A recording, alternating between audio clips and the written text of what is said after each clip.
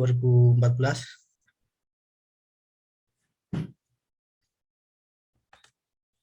Kemudian lahirnya Undang-Undang Desa yang mengamanatkan kemandirian desa untuk mengelola dana desa. Pola korupsi pun menyebar hingga daerah desa. Hal ini selaras dengan pendapat Syed Hussein Halatas dalam bukunya The Sociology of Corruption bahwa perkembangan korupsi awalnya dimulai secara sporadis, sentralistik, kemudian merebak dan meluas.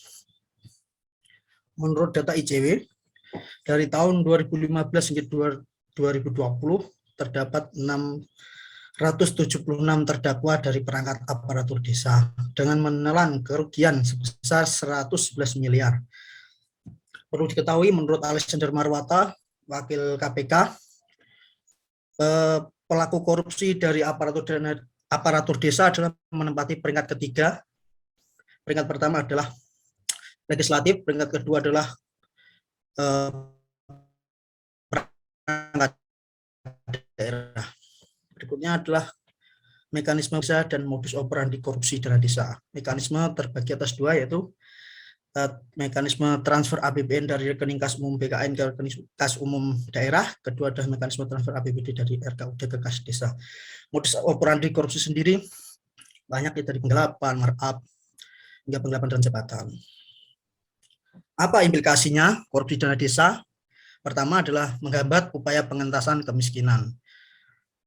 Tujuan daripada adanya dana desa adalah, tujuan filosofisnya adalah untuk pemberdayaan masyarakat sekaligus mengurangi ketimpangan sosial antara masyarakat desa dan masyarakat kota.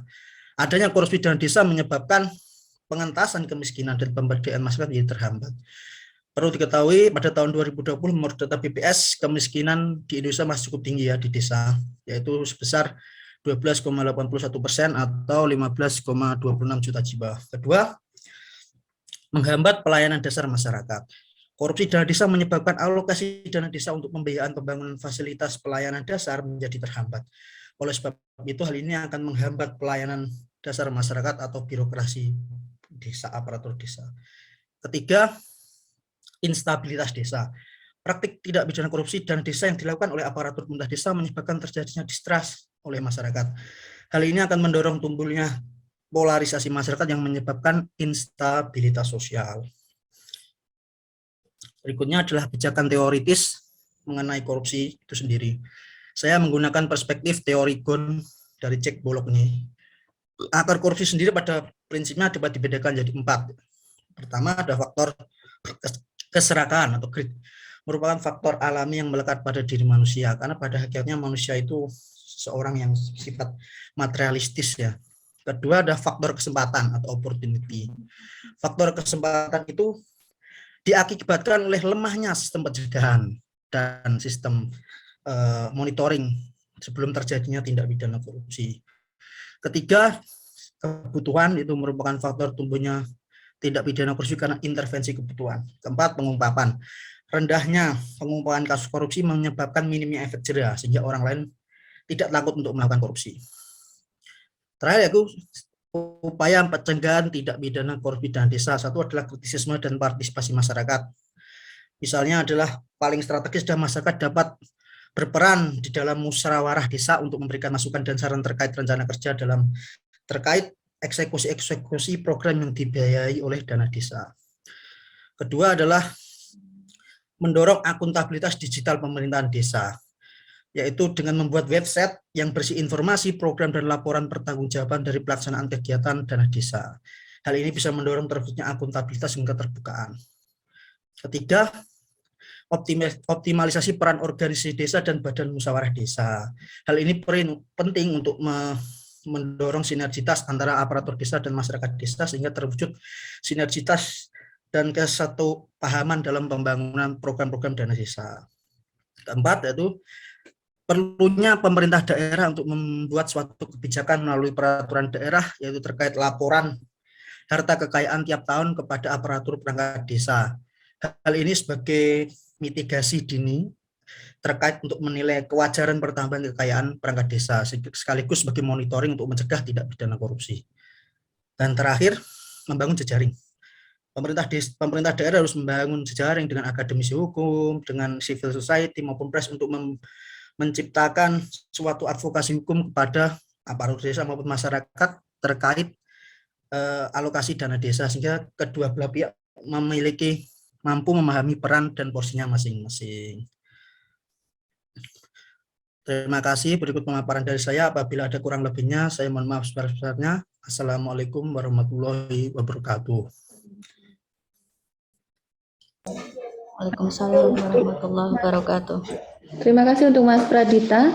Kepada juri pertama, kami persilahkan kepada Ibu Amalia untuk mengajukan pertanyaan yang kemudian bisa langsung dijawab oleh Mas Pradita. Kami persilahkan Ibu. Ya, terima kasih dari panitia JDIH Lomba Tim Isai. Jadi Mas Pradita, apa yang disampaikan oleh Mas Pradita ini menurut kami sudah ini ya, gagasan-gagasan, ide-ide yang luar biasa untuk bagaimana kita bisa melakukan upaya pencegahan tindak pidana korupsi khususnya di dana desa. Hanya begini, mungkin tadi yang perlu kami cermati, saya tidak akan bertanya karena apapun esai ini adalah sebuah penilaian atau cara pandang dari seseorang terhadap langkah-langkah yang sudah terhadap sesuatu hal yang sudah kita coba diskusikan bersama, yaitu dalam hal ini tema terkait dengan tindak pidana korupsi. Tadi disampaikan sama Mas Pradikta bahwa memang salah satu strategi atau pencegahan tindak pidana korupsi di dana desa adalah kebijakan laporan harta kekayaan perangkat desa. Tadi disampaikan bentuk regulasinya adalah dengan peraturan daerah. Ini bisa menarik Mas Pradikta kalau kemudian level kebijakan sampai kemudian di level yang paling tinggi begitu, yaitu dengan peraturan daerah. Hanya saja kalau di peraturan daerah itu kan pasti akan terkait kenapa sebuah kebijakan diangkat ke level perda, itu karena memang biasanya ada kelebihannya, yaitu di sana bisa dicantumkan adanya sanksi pidana seperti itu. Bahkan lah, apakah kemudian menurut Mas Pradikta sendiri, misalnya kemudian kebijakan untuk laporan harta kekayaan perangkat desa ini lalu kita angkat di dalam dokumen peraturan daerah, kira-kira kita bisa memberikan sanksi apa kepada perangkat desa, apakah sampai dengan level pidana seperti itu, hanya karena yang bersangkutan kemudian tidak melakukan laporan harta kekayaan seperti itu misalnya. Sehingga kalau saran saya, kalau tadi dipaparkan bentuknya perda, mungkin regulasinya bisa diturunkan sedikit. Tidak melulu bahwa penyelesaian problematika terhadap sebuah kewajiban itu harus berakhir dengan sanksi pidana, karena sesuai dengan teori hukum bahwa pidana itu adalah ultimatum remedium, obat terakhir. Kalau memang kemudian bisa dilakukan langkah-langkah yang mungkin lebih efektif ya, tidak hanya sanksi pidana, misalnya hanya sebatas sanksi administrasi, kemudian yang bersangkutan karena beliau adalah perangkat desa diberikan sanksi administratif di bidang kepegawaian, kami rasa itu juga sudah cukup. Hanya kami ingin pandangan saja dari Mas Pradikta, bagaimana kalau misalnya ini diangkat dengan perda seperti yang disampaikan Mas Pradikta, cara pandang panjenengan terkait dengan kemungkinan sanksi apa apabila misalnya ada perangkat desa dengan strategi jenengan tidak melakukan laporan harta kekayaan, kira-kira bentuk sanksinya apa. Kemudian yang kedua, memang ini laporan paparan Mas Pradikta juga sangat menarik. Tinggal sebenarnya ada satu catatan dari kami, sayangnya kesimpulan dari yang bisa disampaikan di sini tidak terlihat. Jadi tadi hanya mungkin kaitan dengan langkah-langkah yang perlu dilakukan itu kan memang menggambarkan isi dari judul esainya Mas Pradikta. Cuman saya merasa ini masih kurang bagian penutupnya saja Mas, kesimpulannya begitu. Kira-kira dengan langkah-langkah apa, lalu harapannya seperti apa, seperti itu. Mungkin itu dari kami sementara. Monggo Mas Pradikta barangkali bisa didiskusikan atau dijawab. Terima kasih. Baiklah. Menurut Undang-Undang Nomor 12 Tahun 2011 tentang pembentukan peraturan perundang-undangan, memang sanksi pidana itu bisa dikenakan pada undang-undang dan peraturan daerah itu. Kemudian berarti jika peraturan mengenai laporan harta kekayaan perangkat desa itu diatur melalui perda, maka terbuka ruang bagi bila diterapkan sanksi pidana. Kemudian Ibu bilang bahwa pidana pada akhirnya ultimum remedium, betul. Tapi melihat pada fenomena penyelenggara negara, itu DPR maupun perangkat daerah, bahwa kepatuhan LHKPN sendiri sangat rendah karena hanya mengandung sanksi administratif semata, itu pun tidak dijalankan secara tegas. menurut saya, jika memang untuk meningkatkan pencegahan secara masif, menurut saya perlu diberikan sanksi pidana kurungan, asalkan dengan syarat-syarat tertentu, misalnya tidak melaporkan LHKPN 2 tahun berturut-turut. Artinya sanksi itu bisa bersifat ultimum remedium jika administrasi misalnya dua tahun berturut-turut dia tidak melaporkan, baru bisa dikenai sanksi pidana. Demikian Bu, menurut pendapat saya. Ya, siap Mas Pradipta. Terima kasih. Cukup Ibu Amalia untuk jawaban dari Mas Pradita. Oke, cekap. Oke, selanjutnya kami persilahkan untuk Bapak Retno mengajukan pertanyaan kepada Mas Pradita. Terima kasih.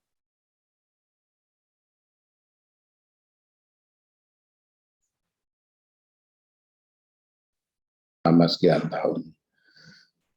Saya perlu sampaikan ya sebelum kami minta penjelasan dari Mas Pradita. Jadi selama ini pemerintah kalau tidak salah sudah mencoba melakukan pendampingan ya terkait dengan penggunaan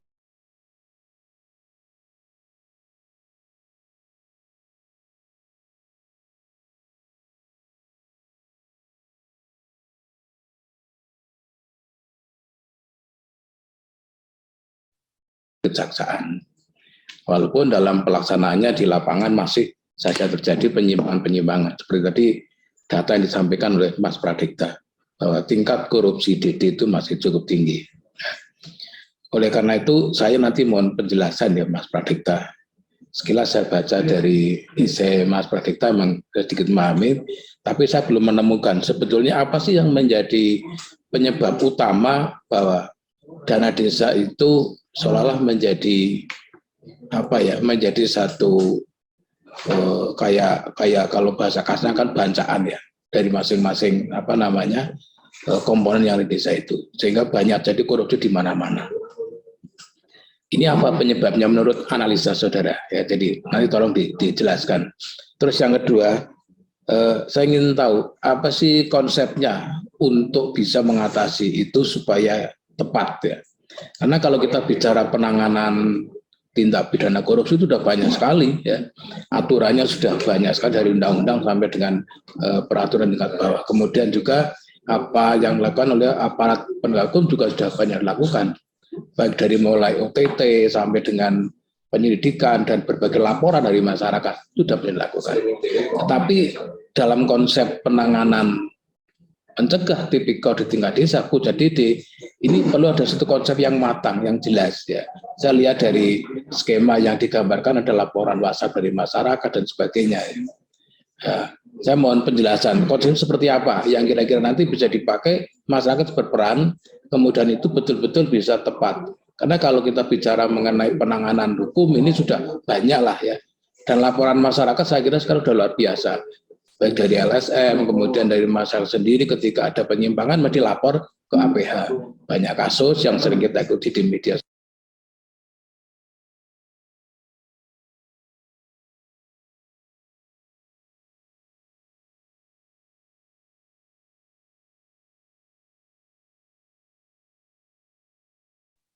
Kadesnya.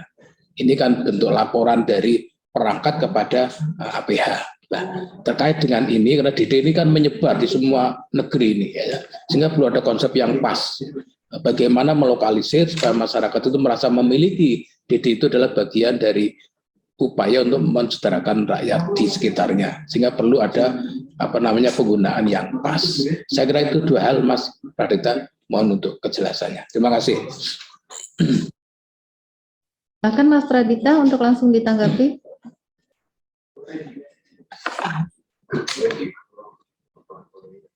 Kami persilahkan Mas Pradita. Terima kasih Bapak.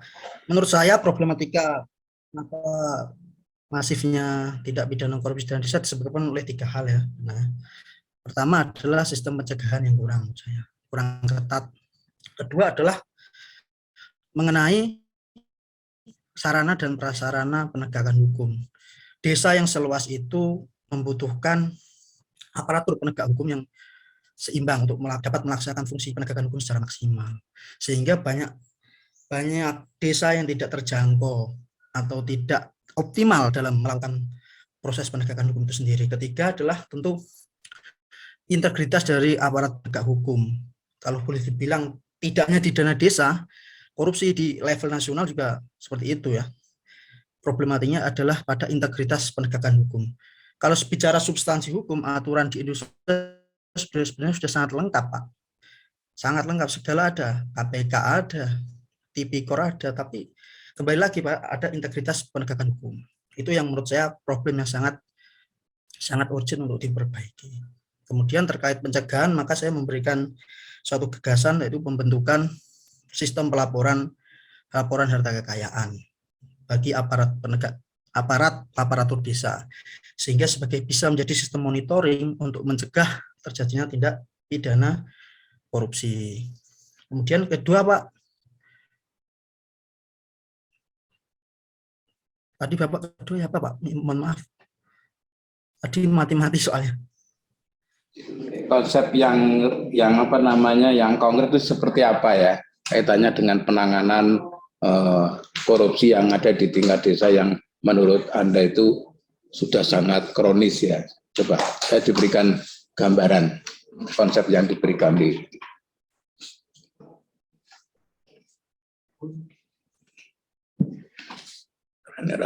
Suaranya bisa didengar, Mas Pradita?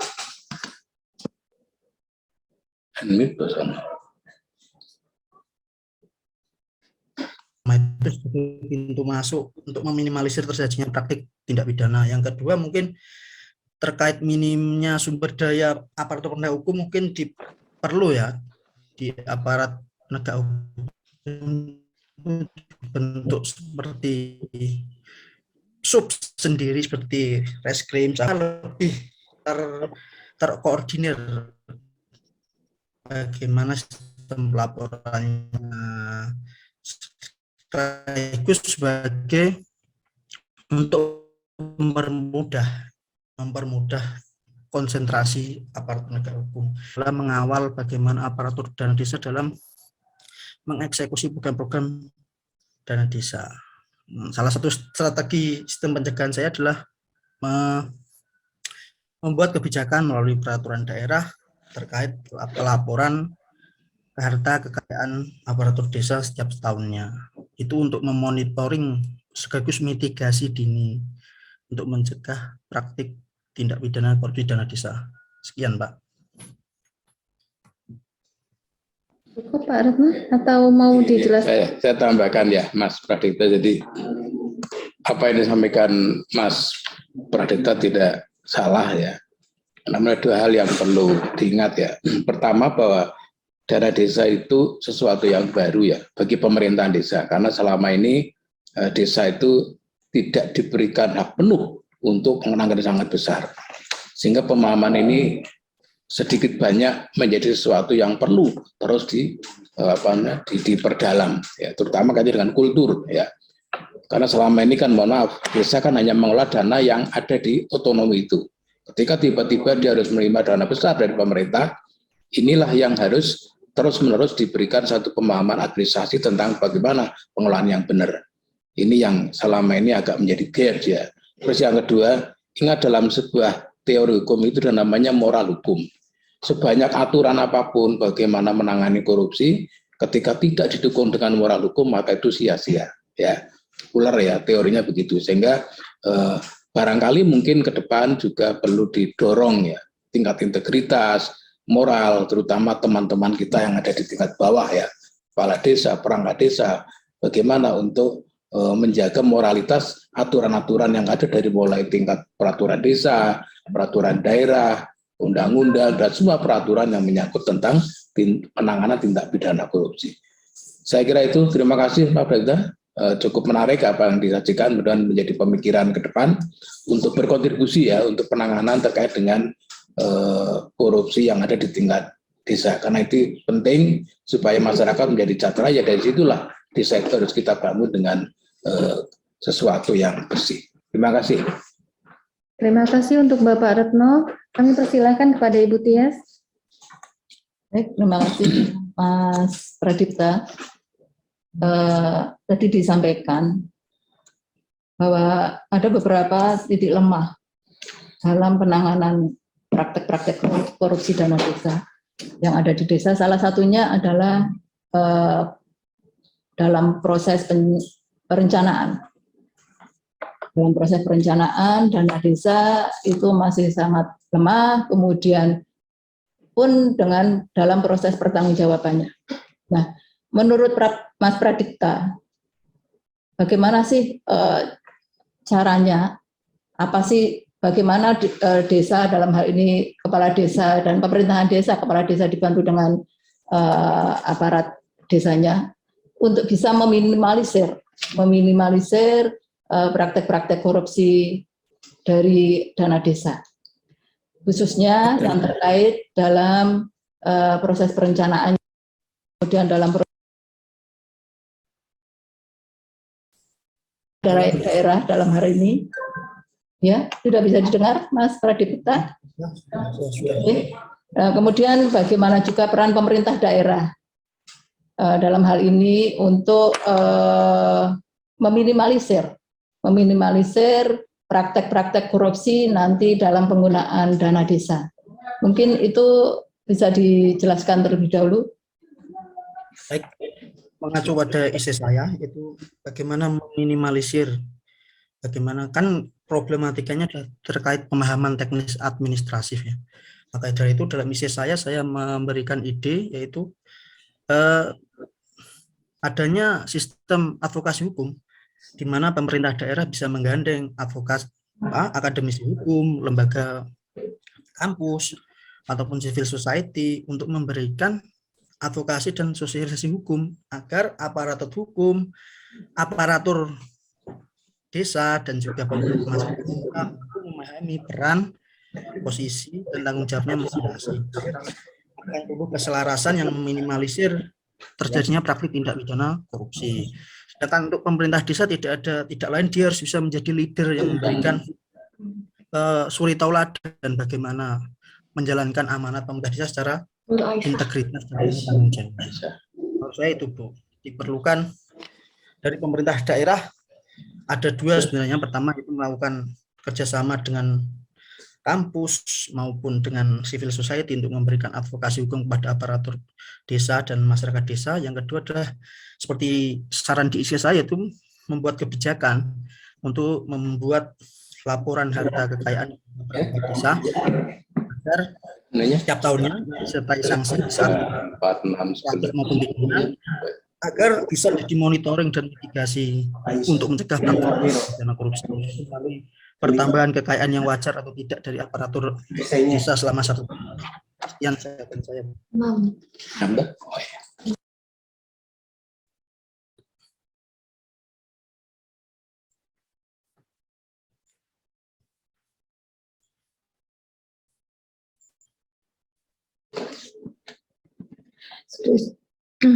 Sudah cukup, Mas? Sudah. Oke. Lihat mungkin ada yang mau Nanti disampaikan ada pelaporan LHKPN.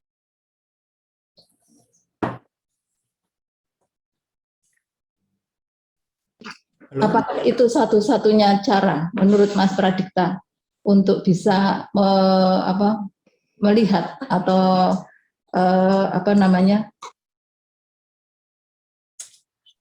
korupsi yang ada di desa, khususnya dalam penggunaan dana desa. Karena kita tahu kita di desa itu kan nggak cuma dana desa, ada ADD juga. Terus apakah hanya dengan LHKPN aja, kemudian tadi disampaikan juga adanya integritas APH, ya, integritas APH-nya yang kurang. Bagaimana dengan integritas kepala desa dan perangkat desanya? Mungkin bisa dijelaskan mungkin Mas Pradipta? Tidak ada jalan tunggal untuk memberantas korupsi. Korupsi harus diberantas secara sinergi. Artinya tidak hanya satu jalan, tapi harus banyak jalan. Karena sebab korupsi juga sangat kompleks. Maka pendekatan untuk mencegah korupsi itu sendiri juga harus dilakukan secara sinergis di antara beberapa pendekatan. Salah satu pendekatan LHKPN, pendekatan sosialisasi dan advokasi hukum. Kalau soal moralitas aparatur aparatur desa itu bisa diminimalisir dengan adanya sistem yang kuat. Jika sistem kuat, maka imoralitas itu akan bisa diminimalisir. Contohnya orang Indonesia jika ke Singapura tidak berani buang sampah sembarangan. Karena apa? Kan di sistem penegakan hukum di sana jelas. Kalau orang Singapura pindah ke Indonesia berani buang sampah sembarangan. Kenapa? Sistem penegakan hukumnya kurang baik dalam terkait pembuangan sampah. Nah, itu bisa menjadi contoh bahwa moralitas setiap manusia itu memiliki bibit untuk berbuat tidak benar. Bibit yang tidak benar itu bisa dicegah, bisa dibatasi dengan adanya sistem yang kuat, sistem pencegahan yang kuat. Itulah kenapa korupsi tidak bisa diberantas hanya satu pendekatan, juga butuh pendekatan yang kompleks, Bu. Menurut saya begitu, Bu. Tidak bisa jalan tunggal. Terima kasih Mas Pradipta. Semoga apa yang disampaikan Mas Pradipta bisa menjadi kontribusi dalam pencegahan dana desa di desa. Terima kasih, Bu. Terima kasih untuk peserta pertama Pradita Andi Alfat dengan judul esainya pencegahan tindak pidana korupsi dana desa.